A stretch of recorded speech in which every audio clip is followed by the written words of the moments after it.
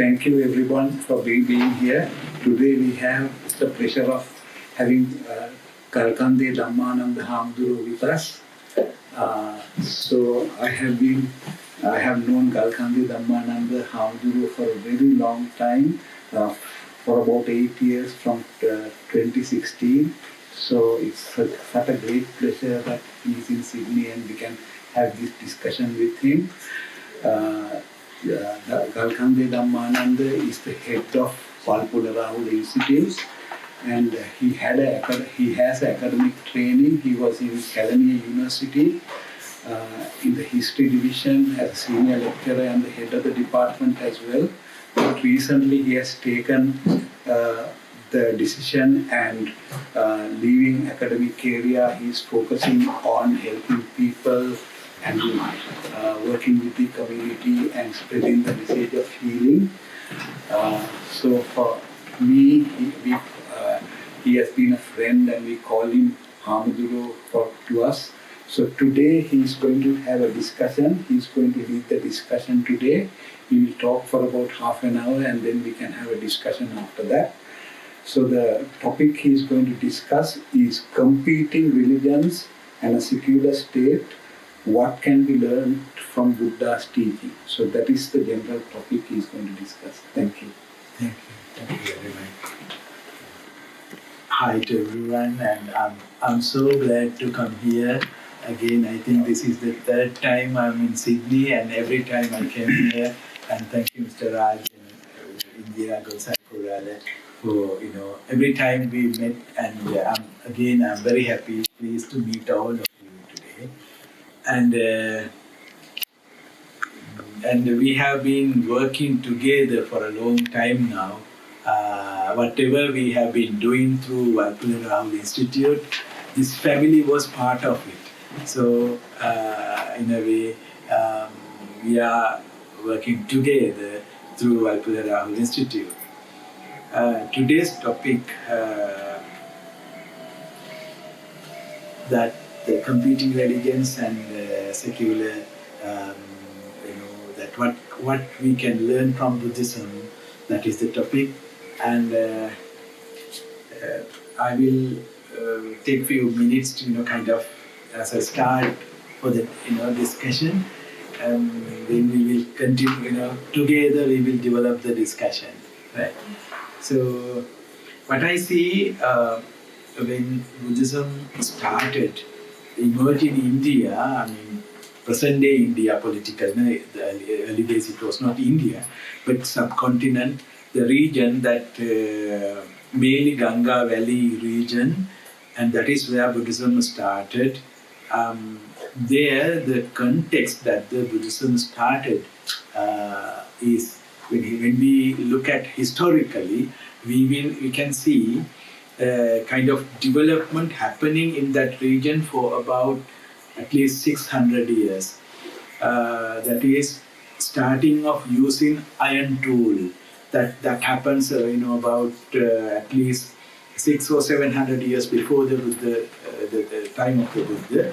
And when the iron tool, started being using, that means the agricultural production goes up, and that we can see by the time of the Buddha, the production, surplus production, we can see, the evidence that comes from the Buddhist texts suggests that the trade was there, and the trade was flourishing at the time, and there were craftsmen and who were specialized in different crafts, and to have that kind of specialized people, you need a surplus production that is there. And the trade centers are discussed, particularly Kasi is one of the such centers of trading. And first time we hear about money. That also is a fact, that money doesn't come during a time that we exchange, exchange happen in kind. If we exchange rice and iron tool or something, it is not that. When the exchange is very complex, only we need something to that that is where the money comes. So in Buddhist texts there are mentions of money, and archaeologically we see the first time punch mark coin comes in, very closer to that period. So that suggests that trade was happening, and the text says the trade about trade. And first time we see a particular group of people called Setti. Settis were rich people, and they were the, in a way, trade leaders. They were the people who were conducting trades. And according to the text, the Buddhist text, Settis were very rich, extremely rich.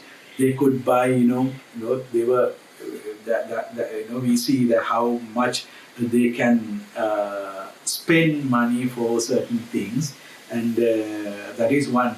A particular group called Setti is there, and they were not in that hierarchical caste order. They were not Brahmin, they were not Kshatriyas, but most probably they were third in the category. They were the people who engage in trade. So they were very rich, extremely rich. And then Gahapati, another category, they were the landowners. They were the landowners. Again, they are very rich, and they had thousands of cattle. They are, and they, according to the literature, they were working as bankers. They could spend money, or even there are mentions that they spend money, they give money to the kings, that kind of things are there. So, the society level, we see this kind of rapid change, kind of economic, in the economic area, and socially, there's a rapid change happening in that region. That is one thing. Second, the political arena, that we see two kinds of political forces are, competing each other. One was in English we can say oligarchical state, that clan-based ruling system. In that, we don't see private ownership of land. Instead, the clan owns the land, and the clan leaders come together.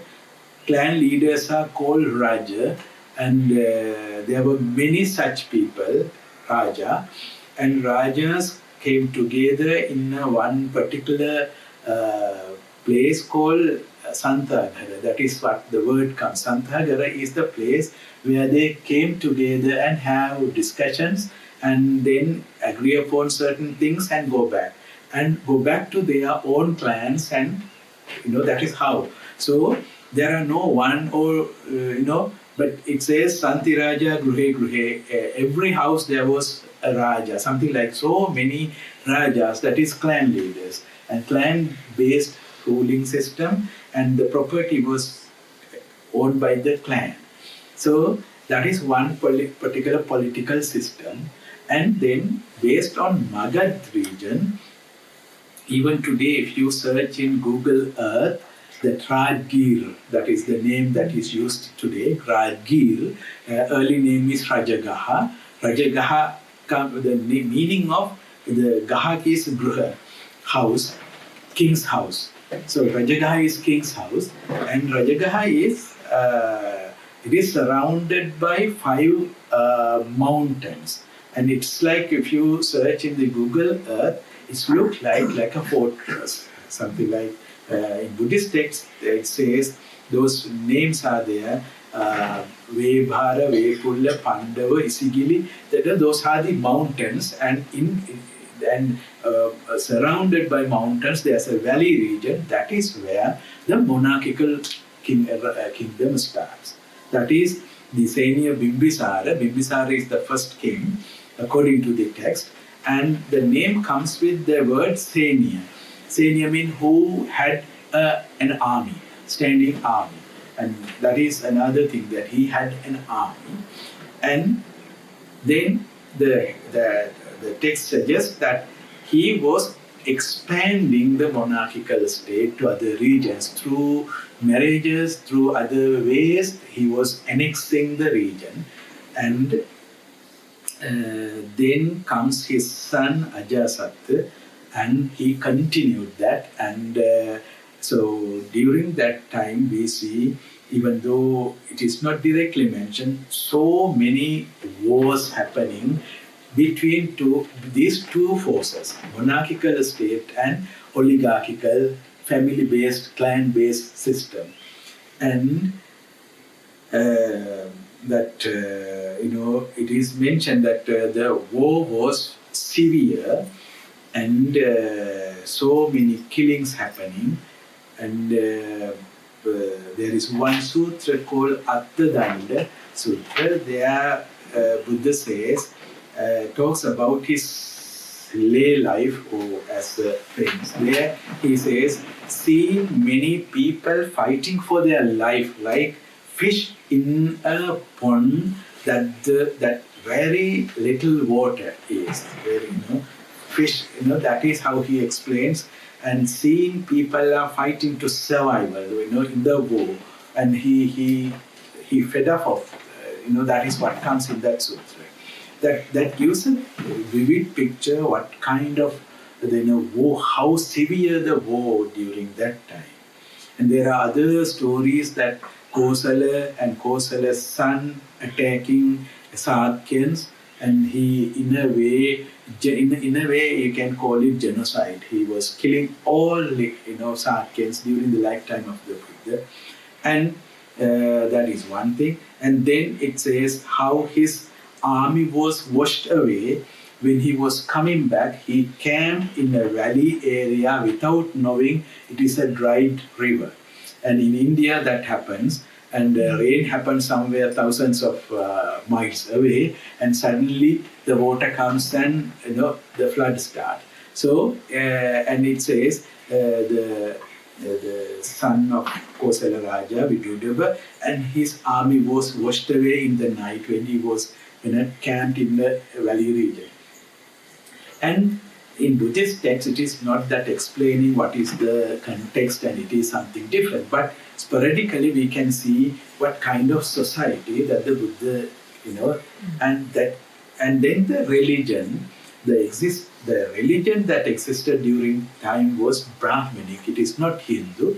Hindu is a later, it was Brahmanic, and Brahma, and then all the, and the rituals, particularly yajna, that sacrifices were there, and so many cattle were sacrificed. That is why I distinguish. Hinduism doesn't do that, but during that time, Brahmanism, they were promoting sacrifice, and that was not going with the economic system that emerging, the agriculture, and they wanted more and more cattle, but the religion suggests sacrifice and all that. And the religious tradition that had during that time, the social strata, Brahmins, and the city is coming up, a new economy is coming up, trade is happening, money is there, and the existed religious background was not enough to seems it was not capable of addressing what is happening and to give solutions. So that is the context that the Buddhism, not only Buddhism, Jainism and Buddhism suggests that in text it says 62 other schools were there. So many people, and then before the Buddha there was Sramanic tradition, and the Buddha also was part of that Sramanic tradition. They are called Upanishad. So that kind of discussions and other spiritual practices were there. Not one school, so many. So we can see that when we look at Buddhism today, we have kind of a story that the Siddhartha, he had developed his inner qualities during many eons of time, births, and then as part of it, he became Buddha. So it has nothing to do with the context that it is as part of this development. Whether it is inevitable that he will get the enlightenment. But when you see the context, we are not challenging. I mean, that is another way of looking at. But when we see the context, it shows that kind of intervention was so much needed at that context. That that kind of context, this philosophical traditions came up. Not one person, so many, and among them was the Buddha. And when it comes to the state and religion topic, even though that there were so many schools of thoughts coming up, it seems that Bimbisara or Ajasatta didn't try this particular school of religion for their legitimization of power. That is that from state side we don't see that. From Buddha's side, he never wanted to go to kings and convert them into Buddhism or through them to spread the religion. That is not there.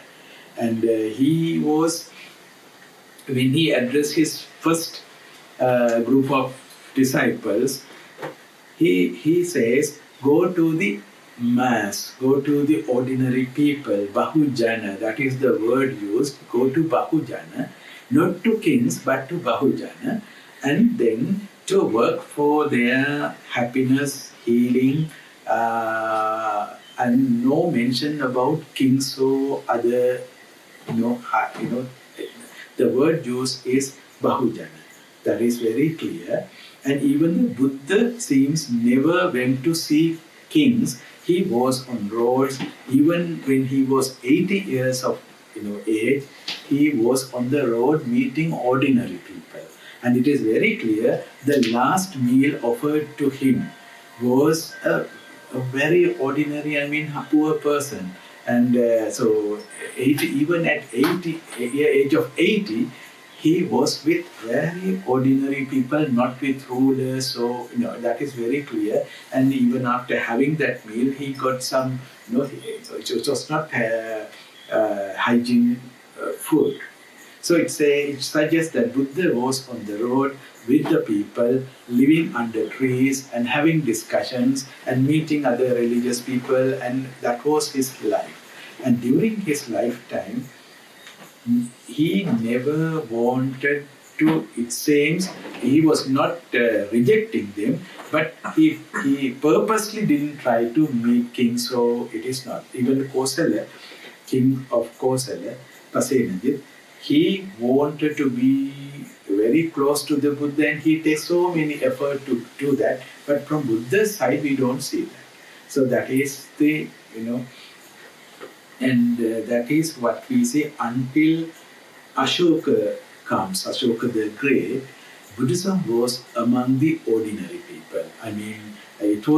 Ordinary people it doesn't mean that people from different castes, different, elite, they were not part of, no, they were. And particularly during the lifetime of the Buddha, his relatives from that social strata, so many people became monks and nuns, but they were among the people.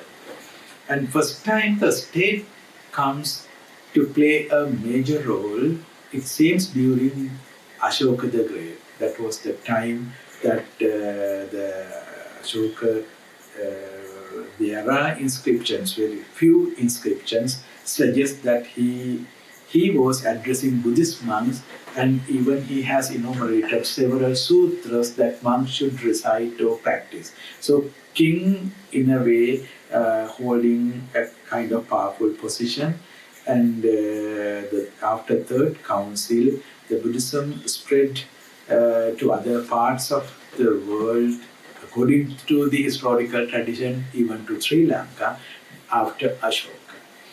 And and when Buddhism came to Sri Lanka, we see the title used by Ashoka, that is Devanam Piya, that comes to Sri Lanka, or the Sri Lanka, particularly Anuradhapura king, started using that title that is used by the Ashoka the Great, Devanampiya.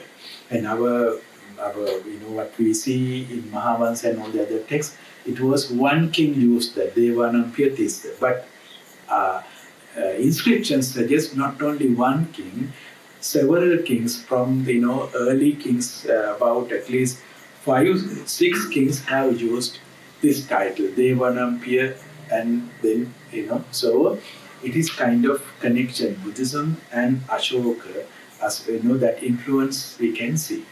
That is one thing.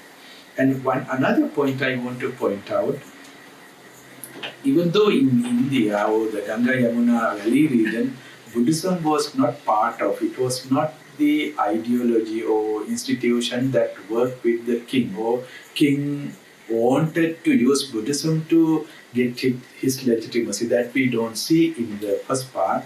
But when it comes to Sri Lanka, the way chronicles narrate the story, Buddhism, it didn't come to ordinary people. According to the text, Ashoka's son comes to Anuradhapura, not anywhere else, to Anuradhapura and Mihintale, and not even no one the Mahinda, Venerable Mahinda meet on the road.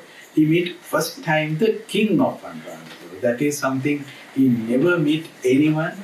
The son of Ashoka the Great comes, bringing Buddhism, and first time he interact with the king in Anuradhapura, and he, all the way from Anuradhapura, he goes to Mihintale, and in the forest area, the Anuradhapura king is the first one to interact with Venerable Mahinda. And then the discussion happens, and after that, the king invites Venerable Mahinda to come to the city. And the following day, he comes to the city, and he and the first group, and then first audience, like here, the Venerable Mahinda first preached to the royal family and all the dignitaries. No ordinary person there. It was the first people from Sri Lanka to listen to the message was the royal family and their members. Then only gradually it goes to the other people. But I am narrating here how it is narrated in chronicles. We don't know how it happened. That is how it has been recorded. And then the first monk who became the member of this Sangha was king's family. That is again something to do with royal blood. First monk is from Anuradhapura kingdom, Arita. And then Anula, queen of the king, became the nun. She wanted to become a nun. Then Sanghamitra came, and established nunnery. So the monks and nuns started from royal family according to this text. So the establishing of Buddhism in Sri Lanka, from very beginning, it is narrated in a way it is something royal work. It is with the kings and king's family and so many connections with the king. And then onwards we see the way history narrated is Anuradhapura headquarters and the relation patrons were kings. So that is how the difference. Buddha's time, Buddhism in subcontinent or Ganga Valley region is a different thing. It is something has hardly anything to do with the king. But after Ashoka and when Buddhism was introduced to Sri Lanka, we don't know how it happened, but how it has been recorded is very much to do with politics. That is how it has happened. And I want to share with you how it comes in inscriptions. The literature is written and edited, and you can edit and rewrite, but inscriptions are, once you have written, it is written forever. You can't edit or change. So oldest inscriptions, when you see, they are the cave inscriptions, Brahmi characters with Brahmi characters. and about 1,200 something so far have been collected and published. And there you see royal family is not that visible. Royal family is not that visible. Out of 1,270 something inscriptions, about 6% of the donations or cave making caves done by the royal family, but most of the people are ordinary people. They just name them as either upasaka or upasaka or upasika, no titles. And then we see Gapati, that is Grahapati, the householder, and then comes Parumaka, that is the major group of people who have supported Buddhism at the very early age. And Parumaka, this word initially translated as Pramukha, that comes from Sanskrit, but later it is identified because the male word is Parumaka, female is Parumakalu or Parumakalakans. So it suggests it is Parumakan and Parumahal that, Mahal is there. Yes. So, that the connotation, it is not from Sanskrit root, but it has kind of Tamil root because the language is early Brahmi, that is the early form of Prakrit language, Sinhala, very close to, but that term, it is social strata, a group of people well-to-do. They are not political leaders. They are not, but in the society, they are the, they identify themselves as Parumaka and Parumakalu, Parumaka Tisha, Parumaka Sumana, that kind of names. They were as a one group, they are the majority. And then kings are, or royal family members are like 6%. So what literature says is something very much to do with the royal family. What inscriptions suggest is it is ordinary people, and then some well-to-do families in particular regions were the supporters of initial stage, and kings and royal family, their connection is very minimal, and gradually, after 2-3 centuries, we see ordinary people, gradually vanish, among those who are supporting. King became the souls of, his role become, big. So this is part of history what I was narrating. Now, what I see, Sri Lankan state formation and we see a strong connection with Buddhism. I mean, it is nothing to do with Buddhism, but when how it is recorded, how it is narrated is that even Duttagamini's unification of the political unification there is strong connection with the way it is narrated. He was telling that my effort is not to be some king in this country, but to protect Buddhism or promote Buddhism. Something like his slogans always connect with Buddhism. And we see that Sri Lankan Buddhism, from very beginning or within few centuries time it was introduced to Sri Lanka, it started at least not whole Buddhist institutions or monks, at least Anuradhapura. Anuradhapura, it became political center and the religious center, and the way it is narrated is they were working hand in hand. So this is totally, what we see, the teaching of the Buddha, and it has nothing to do with rulers, and he never wanted his disciples to go and work with kings. That has nothing to do with kings. But when it comes to Sri Lanka, the kingship and the political institutions, when it developed, we see kind of strong connection, that we see. That is how it is narrated. So we get a chance to redefine the role of religion, role of Buddhism, and what we can learn from Buddhism.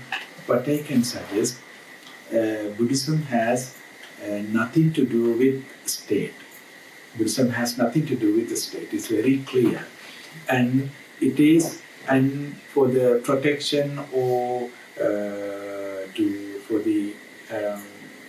for the protection of Buddhism, there is nothing called protection of Buddhism. Buddhism is something we practice, and unless we practice, there is no Buddhism. I mean, practice is the protection if we want to protect something. And whether the kings or government, state support is needed, based on the philosophical, what is there in Buddhism, and we don't have any connection, any role to state to play. So it is very, it is among people, it is kind of people's way of life, practicing it, that is how I see. This is the, I like to, this what I shared so far will be the starting point of a kind of discussion. And with this I will stop here and open this for a discussion. So I will talk. So in going on the caste system. So in the Gita, in the Bhagavad Gita, he talks about the ladder of the caste system. So first it's the Brahmins, the priests. Then it's the Kshatriyas, so they are the warriors. So the warriors are Arjuna and Krishna, who fought in the Mahabharata war. Then we have the Vaishyas, who are the merchants and the landowners. And then we have the Shudras, who are just the commoners, and the peasants and the servants. And then we have the outcasts, who are the untouchables. So they are the street sweepers and the toilet cleaners and all. And I mean, in Sri Lanka, growing up, we had the dhobies that I know everybody will relate to, the dhobies that came home. And the dhobies were not allowed to come into the house. They would sit on the step, and there you would do the counting of how many clothes you gave, etc. Right? So thank you for relaying that to me, so that I now get the grasp of the Buddhist, the caste system from Buddhist side as well as so that it's all connected, So thank you. That caste system existed during the time of the Buddha was there. Yes. And in a way, he was not accepting the caste system that prevailed at the time. Yes. And when it comes to, people from all the caste backgrounds became monks, and there is some instances when a barber who, and some barber from, and then someone from,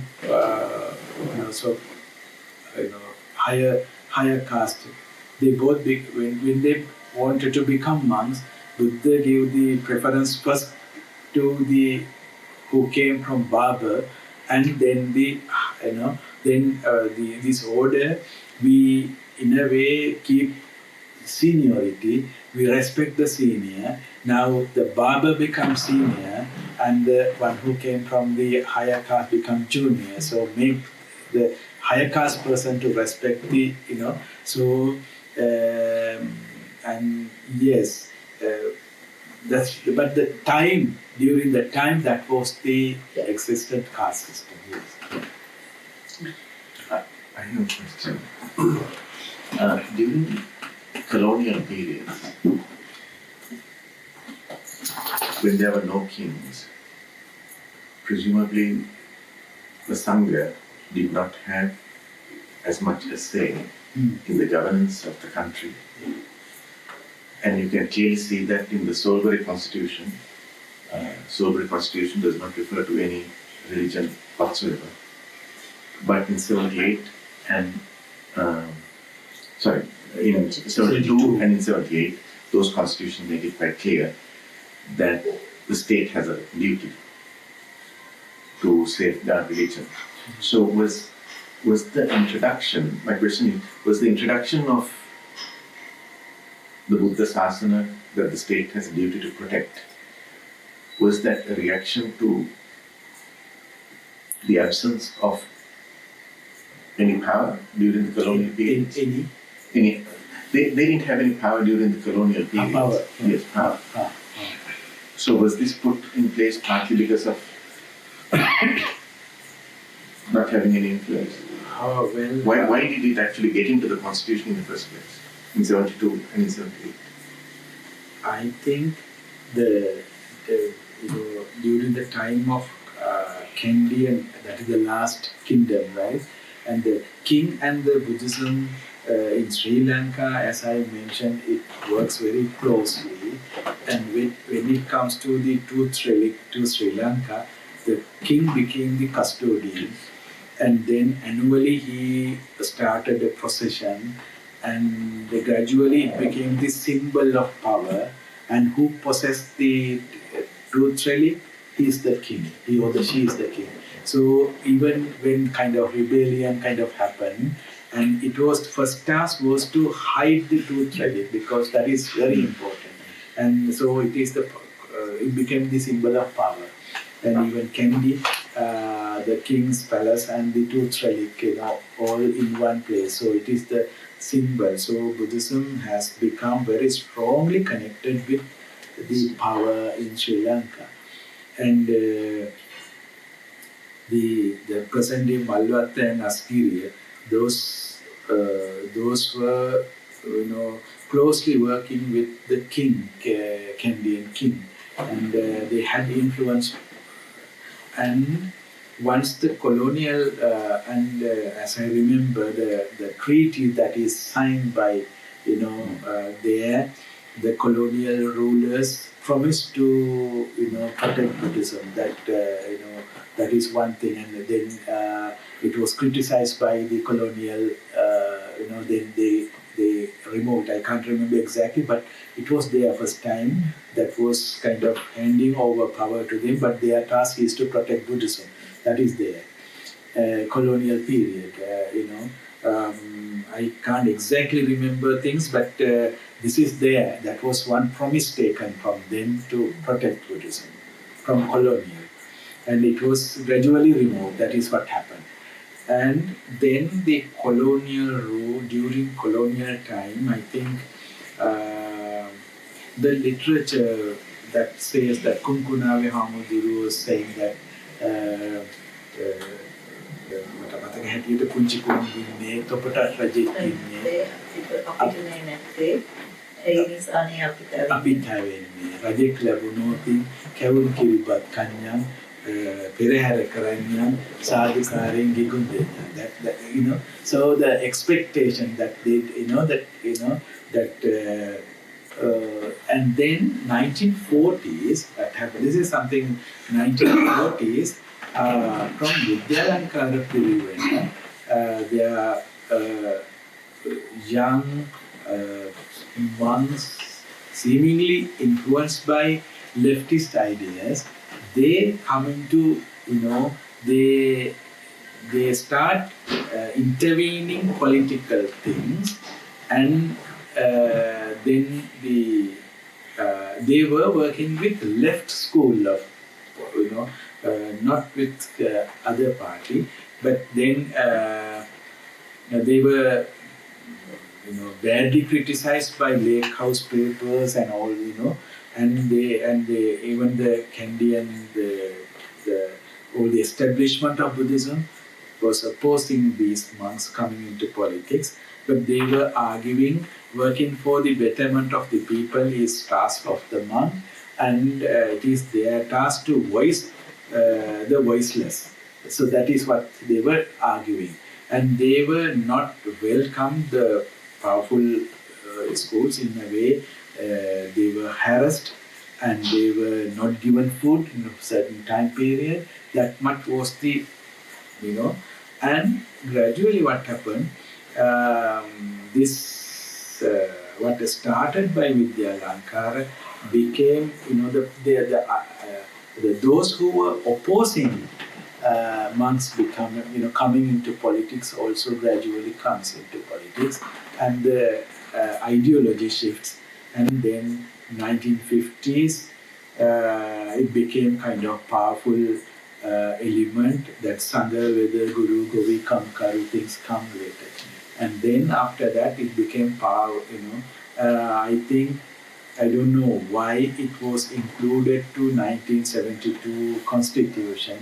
It seems that, I don't know, there will be people here who can give better, opinion why it was included, whether it was there because 1950s and onwards, we don't see that. It comes in 1972, and I don't know why it was included. But in a way, perhaps during colonial period, they believed they were the oppressed, and perhaps it is the reaction. I can actually think of two school of thoughts for that, right? Because that's the time the ideological conflict in the world is decreasing with the end of Cold War, right? And then with that, there were historians who said that's the end of the history. But then the counter argument was it is not the end of history. Instead of ideological conflicts, we will go back to religious and cultural conflicts, which is what we are seeing from the Iraq and Iran wars to Afghan wars to date. And again, now we are shifting towards that ideological conflict with the authoritarian and the democratic system more and more in the future. The other school of thought could actually be the reactiveness, because you not only see the state giving dominance, but you also see the likes of Danushka's grandfather starting the Buddhist-led schools in the temple instead in response to the missionary schooling, etc. Right? That's that time that starts the Mahanamas, the Visakhas, all that in response to the missionary system. So I think there were probably all these various factors in the ecosystem that led to some of that Buddhism coming back to the prominence.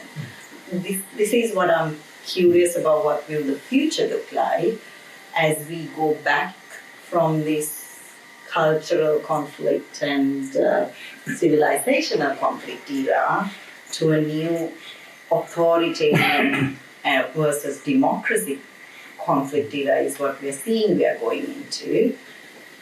Where will Buddhism will be placed? Will it come back to the public from that power holders in the future? Well, what we see in the country, religion is a very powerful instrument. Buddhism is used as a tool to come to power. It is very vivid. I don't know the Sri Lankan context with this economic problem and all those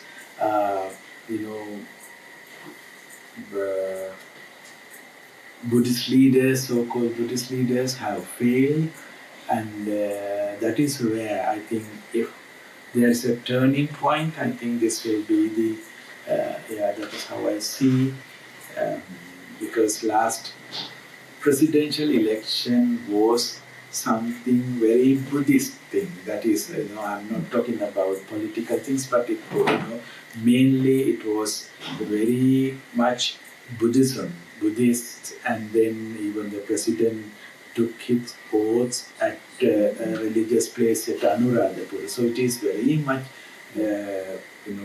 then when that failed, I think all the elements attached to it will, so there is an opportunity, for the kind of paradigm shift, there is a room for that. I don't know how it works, but yeah, that's how I see it.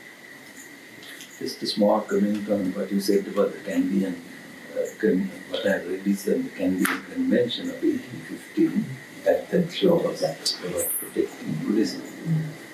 And an article I read interestingly says that was included as kind of a deal that was struck by some of the Disaves who were kind of betraying the king. So in order to The British gave in to keep the Disarways happy, otherwise they wouldn't have got the support Yeah, of the yeah, Disarways. that's right. So the intrigue didn't happen just a few years ago. It happened many Yeah, hundreds that's of right. years ago. Yeah. I remember this. I didn't read this for a long time now, but I remember first stage they included it. Gradually they Yes. yeah, that's right. So by the time it came to the Solbury, they probably had removed it. Yeah. And that's why they wanted it back Right. in 72. Saying this was the original agreement with in the convention between the Disarways and the British Crown. Because the 72 Constitution brought in many things, including this special place for religion, and then that Article 29(2) was taken away. Though Parliament won't make any laws that treat people differently. To my mind, there was a reaction to that. And then, of course, we have the Padukuri resolution, which was followed up with the military, political and military aspect. So the question I had there is, this is a very good discussion. There were so many perspectives that I didn't know before. What I'm thinking is that if we come to the current situation, we know that Buddhism has a significant place close to the state, that is there. But what is the reaction of the other religions? Are they also trying to follow that model and get the prominence of the state for their religion? That competition may be there. And the second thing is that even little things like cricketers going abroad or sports team going abroad, you do some function, it is Buddhist based, and in the team there are so many people who are non-Buddhist, all are following that ritual. So what that is a thing like it's like a more like a show and a thing like okay so I have that conflict. Two things is that will the other religions try to compete and follow that? We'll compete, we'll have this, or so I feel that it's a bit of a conflict and people are a little uncomfortable as people who are living in the country. So that I don't know whether we should address or have at least have a dialogue in the country.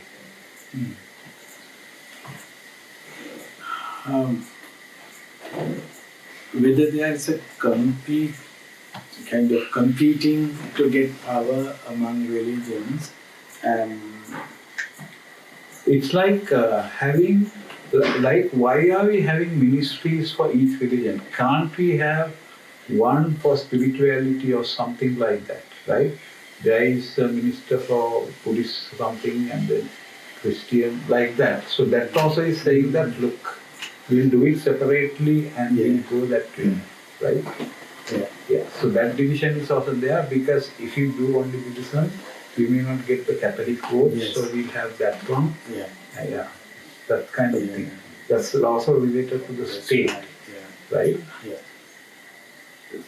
That I think that started in after 1988, 1990 something. That was the time the Buddha Sanasana ministry was established. And before that, I think it was under cultural ministry. Exactly. Yeah, cultural ministry. There was a department called Buddhist Affairs or something. So Hindu affairs all were under cultural ministry. Yeah, I also can remember in the 70s, 60s or something like that. Yeah. So it was, there is one statement by Valpula Rakula. It is there in the video, it is available there. And he says that when he never mentioned who, but he is referring the president of the country at that time, and he is saying he wanted to get even the religion into his plan, so that he established this ministry. That is how he says. And he says all the monks were supporting the step taken by the president, but only he was protesting. He says there that Sabapapasa Karana Kusala Supasampada and says protecting Buddhism is practicing this. Whether a minister can do that, I mean that is why what he raised there. So that is the starting point of that maybe the second level of taking the religion. Before that it was coming into the constitution and using the religion during election time. But during President Premadasa, the Buddha Sasana ministry was established, and after that I am sure the others also that inevitably comes that why only Buddhism, then what about others, something like that. I remember there were demand that even Christian religion, we need a minister and that kind of, and then during that time the I think the cardinal, then we had Archbishop intervened and said no, we don't need that. That kind of dialogue started during that time. So I'm sure that competition is there, and each religion has its own minister. That means religion is something to do with the state and not with the people. Yes. Yeah. And because of that, that separation and the polarization is also happening. Yeah. Right? Sure. Yeah.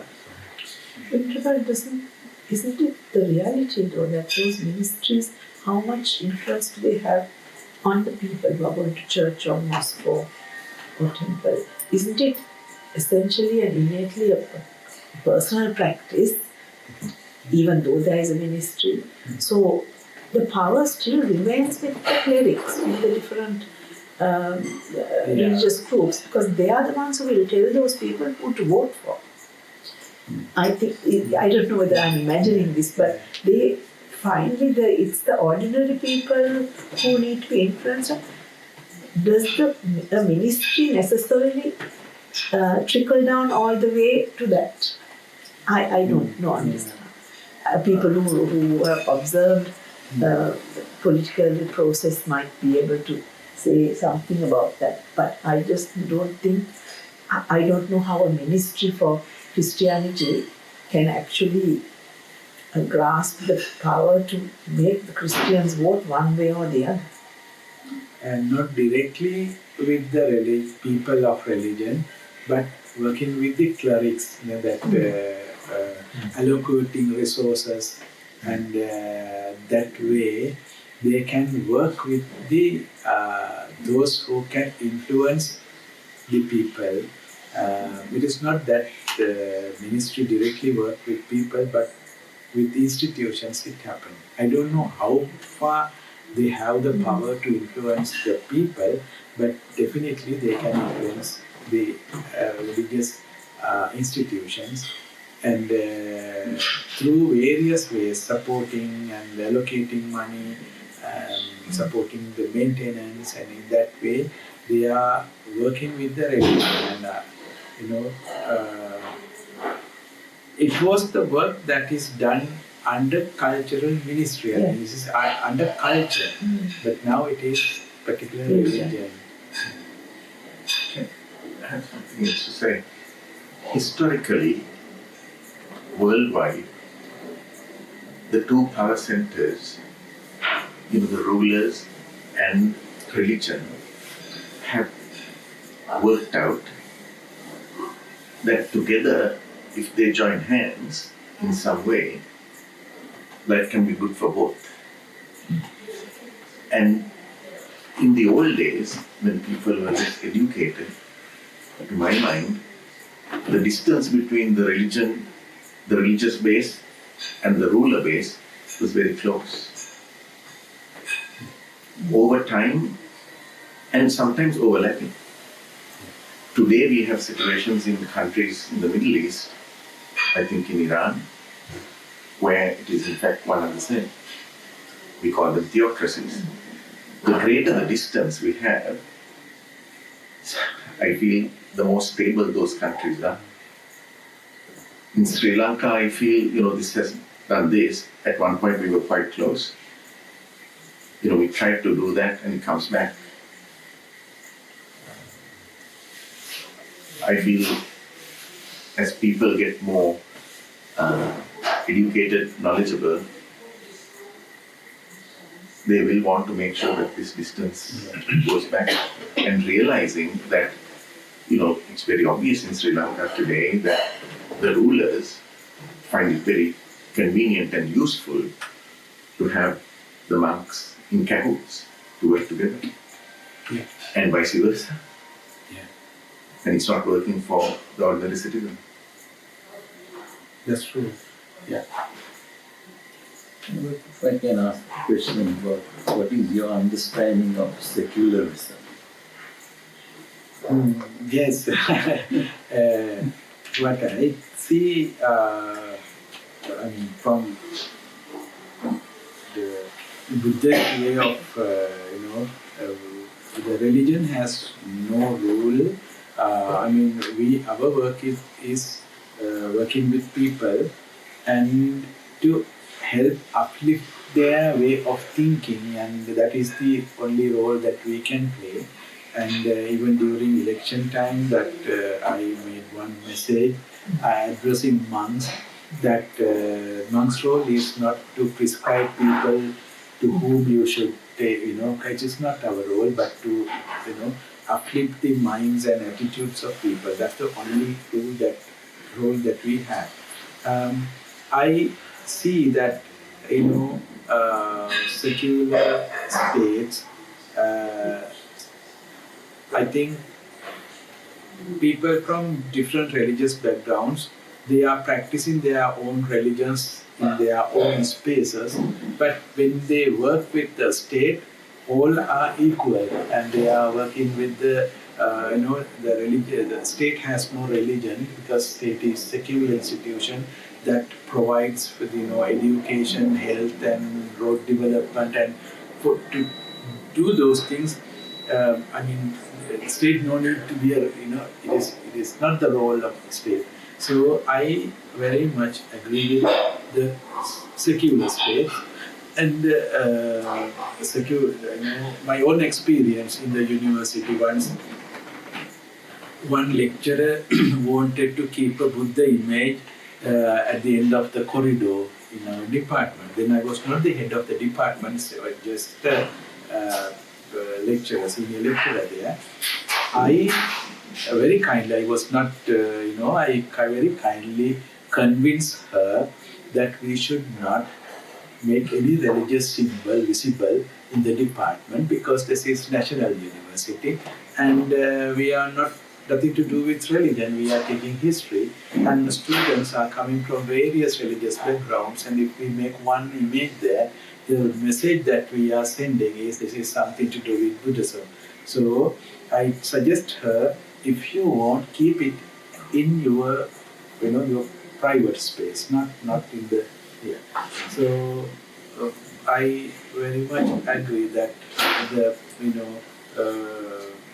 that I see when I enter into Siripaya, that is the administrative building, we see a big Buddha statue and a small Hindu statue, So at the very entrance, we see that the place, why we do that, and we no need to do that. So I support the idea of secular state, and religion is our work. And if people find it is, they find peace there, they will support. And if not so, that means it is no more useful. There is no need to protect something unless it is useful. And that in a way,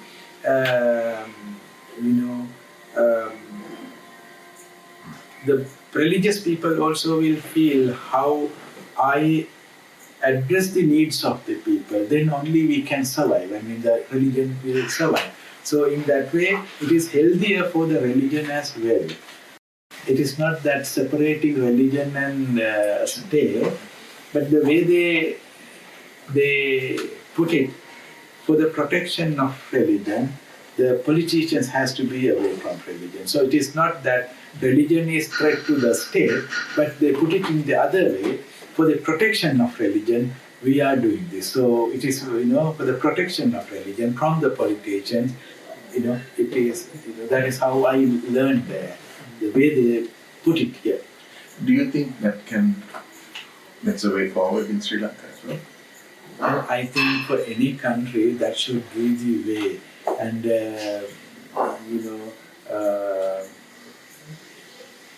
the state has no religion and the state cannot have a religion because the state, political leaders can have his or her own religion. That is a private matter. When it comes to the, governing and all that, I don't think that, I like this. In the religion, there will be some very valuable teachings that we can apply. There, I agree that, as an example, in Buddhism, there is the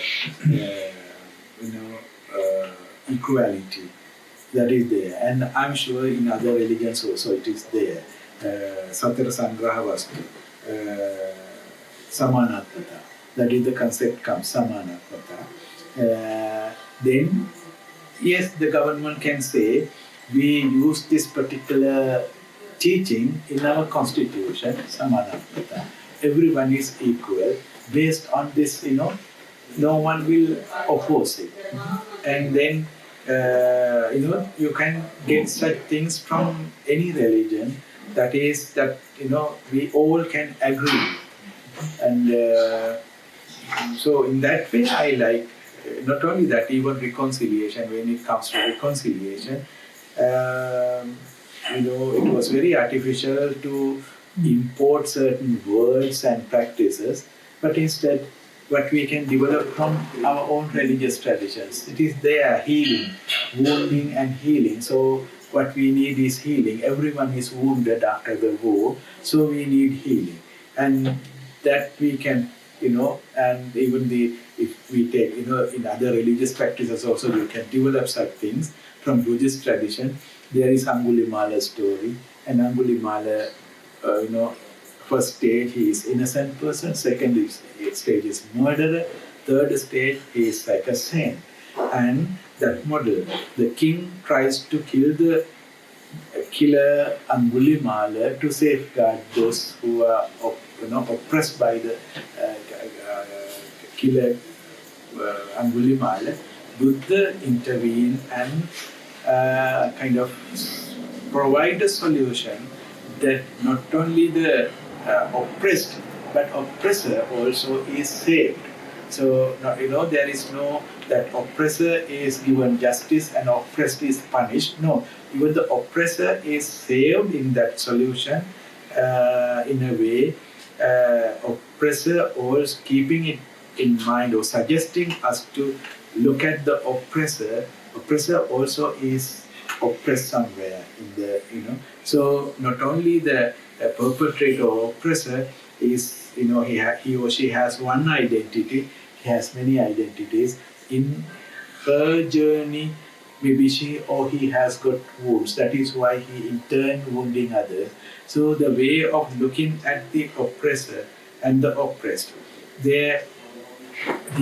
what we saw or what is happening there is identifying the victim, and victim needs justice.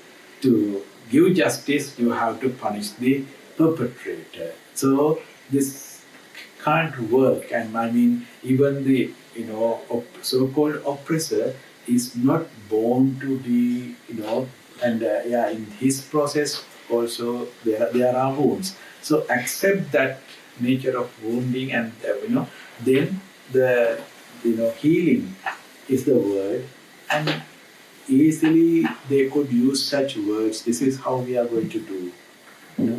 But in that way, religion was not used. The way it is used is to directly get power or show power. As Mr. Ranjan said, that insensitivity. That if there are people from different religious background and all are made to kneel down or something, it shows insensitivity, right? If they all agree and do something, that's a different matter. But we have to be sensitive. So the other thought is the word secular clearly understood in a community like in Sri Lanka? Because I don't know, I see sometimes the translations, is it like Niragamika or Anagamika? Then people think that, oh, this is like, there is no values, there is no religion, right? They don't understand that give an equal place for each religious value. So I don't know the way it is translated, it sounds like, we are going back to some cave age or something, this secularism stuff. So I don't know whether that understanding is there when they translate, there is a problem, right? Like a person without a religion, right? Yeah. Are you talking that we have to be a country without a religion, that kind of thing?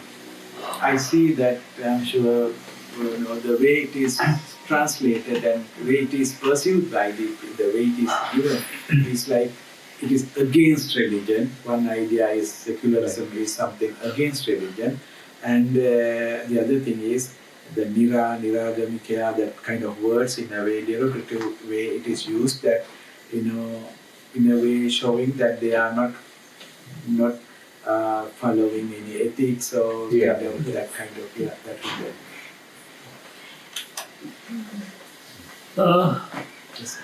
I believe that Buddhism has the finest philosophy in the world for living a better personal life. Unfortunately, there is a deviation, I suppose the society we come from as well as other Buddhist societies, deviation in the practice, and there is criticism that there is a departure from what they call canonical Buddhism or the scriptures in actual practice, and there is scope for the leadership, especially the clergy, to do something to rectify the problem. And this is the essence of it. In other words, as you know, religion has become politicized. And how do you propose that this problem can be rectified? Because there is, and also the other thing is, in practice, a large number of so-called Buddhists worship Lord Buddha as a deity. Now, this is a departure from the essence of what it's about. And I believe that there is a need for the clergy to take the leadership in this and let people realize what the essence is about. Yeah. Well, I think many people who are working with Rahul Institute knows that we are trying very hard to address that. We are doing research, and one is during Candy. This is what we see, the canonical texts and all those have been written in a context during a kind of and different context. Now that the context is different, but we see the decay of the institution of Buddhism happen in particularly during Kandian period. At the time of Kandian, then it was very much had gone down, and there was a effort, that is Saradankara. There is one leading monk with the support of an organization called Silvat Samadama. He was trying to reform this, but he was unsuccessful. So we are yet to do that reformation. That is what we need. I think the Church, Catholic Church, Vatican, and they also passed this kind of period, and they went for kind of reformation. And Buddhist institution, we are yet to do that. I mean, it is in a way our task to go for that. that is how we see the reform is very much needed. And yes, that is what we are trying to do. And instead of doing rituals, practice, and then yes, this is what we are trying. And the one problem we see that the monks are those who are monks, mainly they have become monks when they are young children, and that also is part of the problem, I think, because when they are young, they do not know what is Buddhism, what Buddhism is, and then they learn doing rituals, and it is not that those people who really want to, be a monk or follow the path are not the people who have become monks. I mean, I'm not criticizing this is historically. I mean, if we are addressing a problem, we have to identify it. So that also is part of the problem. But anyway, what we are trying to do is introduce this. We need a reform that is very much needed. We don't know whether we can achieve the goal during our lifetime, but we will start and we will continue. And that is the only solution that we see. We can talk about it, and after that go back, and the same thing will continue. Instead, we are thinking, and for now about almost 9 to 10 years, we have been gradually developing a model monastery where you will not see, that most of the, you have to wear these clothes to enter into the, that is not there. You can come as you are, and then there are no, hierarchical order of sitting. You are welcome, and it is mentioned, select a comfortable chair or seating, and depending on your hierarchy there are no seats here, and we have made a very welcoming and safe space to anyone who comes to any program. And the way we start program is like this only.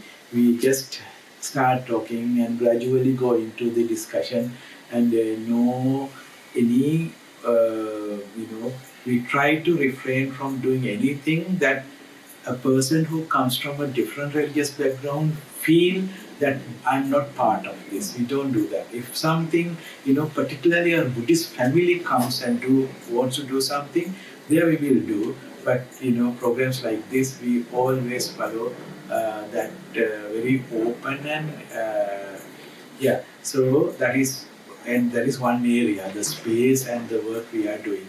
And we have started a course, Early Buddhism, that is in Sinhala now, but within 1 year or two we will come in English as well.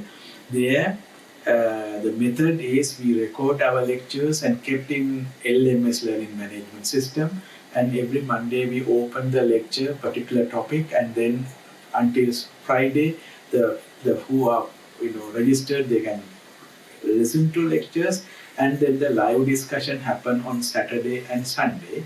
And this course is to introduce that what is early form of Buddhism, what is the early message, and what the development. So we separate it and introduce. We use the term early Buddhism, Mul Buddha Dhamma, and we are trying to introduce this. What is the earliest message, and there you don't see that. Later developments we see that women are inferior to men. That kind of teachings come in later text, and then all those discriminative ideas that has been developed over time, we separate from early Buddhism and introduce. So this is the foundation course. We are going to develop it on top of it. So even resigning from the university is, in a way, dedicating time for that work. There are people who are, so what we can do during our lifetime, that is the only thing we can do. And if we spread this message for 10 years to the younger generation, there will be a generation who thinks differently, and that is how we think. I think, Hamdurane, since I have known you for a couple of years and your work and all, and my experience in Sri Lanka, but I feel like I'm no longer youth, but I feel like most of the youth are now trying to deviate from religion because they don't, especially the Buddhists, and I think me and Aki we are actually stopped going to temple. Ammi still goes, we don't have any, because we don't have any faith when it comes to the monks, other than you and few others. I think when it comes to Sri Lanka, in my understanding, I feel like there is no consensus among the religious leaders. That is one great failure for why we have these lot of chaos around the religion practices and the violence and all. And the other thing is especially when it comes to Buddhism, we really don't know how to apply it, because I can remember when after the Easter attack, you were bringing this dialogue it have to be timely. Whatever the religion that we are following, it need to be timely, and people need to understand how we can apply it into today's scenario. But I feel like all the religious institutes, they have their own personal interest. Some it can be having more statues. One of the youth I was talking from the northern east, he was saying they are all historical Hindu temples have been taken by the state in order to build Buddhist temples. So these all happening around Sri Lanka. When it comes to university, when it comes to all the public sphere, we see everywhere Buddhist statues. And we as Buddhists, we believe this is our philosophy, this is our practice. Going to temple has become a trend in Sri Lanka now. So I think it is very difficult for a culture like us to break this, because religion is embedded in our culture. But there have been a lot to do from the education. I think education as school like Ananda, all these need to change, but practically, politically, I don't think it will ever happen, because politics is everywhere in Sri Lanka. But I think I really appreciate your approach in a one way, individual, like me, not changing the society. The change should come from us, at least from that, if we can let people to understand our own behavior and to treat someone like Hindu or Islam in Sri Lanka in a same as just another human or an individual. I think that is where we should actually start, from educating and from our action. Because if we wait for the politicians to change, I don't think that will ever happen. And as I think we both had this debate again before as well, you believe on someone who can work with the grassroots, who can be with the community. So that is what you are aspiring, what you wanted to be. So I think that is something we need from the society, but I think it's a far-fetched dream for Sri Lanka. Can I pick up on that, especially to do with education? Now, whenever you were saying that that you are starting the teaching program from early teachings, so unless some of those the curricula in the Pilivenas change to draw people towards the real teachings and the practice, it will continue, as you said, with being a politicized religion. But how can we think that that can happen? Unless the curricula, including in schools for Buddhism, but definitely among the clergy, the young people who are joining the clergy, unless their curriculum also begins to reflect the real teachings, it doesn't seem that it can actually come to pass, that there will be a change for people to actually understand this is really what this is about. It's not about building statues or running temples. So, how can that happen? The way what we think that instead of changing the fish, changing the water. That is what we are trying to do, disseminating this message to the people. People come to know what the message, and that is, that is what we are doing. And then gradually there will be young monks. Already there are monks, some, and this message has gone. And we cannot change the curricula, or we don't have that power. But if we continue working, and there will be a time, everything is bound to be changed, right? The situation change. So there will be a time that this change is needed. The people will feel that this change is needed.